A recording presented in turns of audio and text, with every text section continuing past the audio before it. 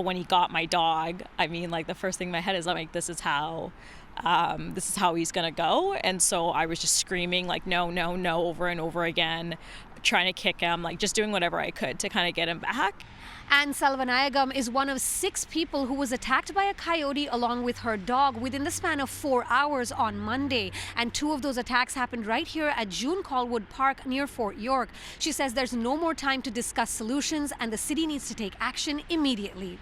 They either need to relocate or euthanize the coyotes at this point. The fact that there was 5 of us screaming at the coyote and it didn't have an effect is not okay. Salvanayagam's 5-year-old dog Gregorio suffered serious bite and scratch wounds from a coyote that would not back off. Wildlife expert Dennis Murray says this particular set of coyotes has become habituated to humans and current discussions about relocating them to a sanctuary are misguided. These animals are used to roaming freely. That's what they've been doing for their entire lives. So we're going to put them in a cage for the rest of their lives and be happy that this is a logical solution. I personally don't feel that that's appropriate. From my perspective, the best solution would be for a trapper to capture those animals. Then Toronto Animal Services could come in there and humanely euthanize those animals. Toronto Animal Services and the ward's councillor Asma Malik say they have been working with animal advocacy groups as well as local residents to come up with a humane and permanent solution. Toronto Animal Services is receiving information from people who are not professionally trained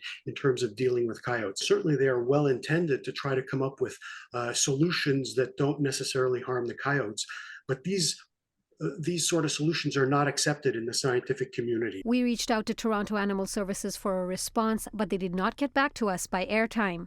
In a statement to City News, Malik said, "I am actively working with senior city staff to escalate response, explore all solutions, and provide next steps for resolution without delay." In the meantime, coyote attacks have become a daily occurrence for those living in Fort York and Liberty Village. Salvanayagam says she's left traumatized and does not understand why the city is taking so long to make a decision. I haven't been able to sleep because I close my eyes and I think of that, the look in the coyote's eyes. I think of him lunging and it's just like it's a nightmare that I can't get away from. I've never been that close to death, so even that in itself is like I'm like, okay, like I don't know how to work through that. Dilshad Burman, City News.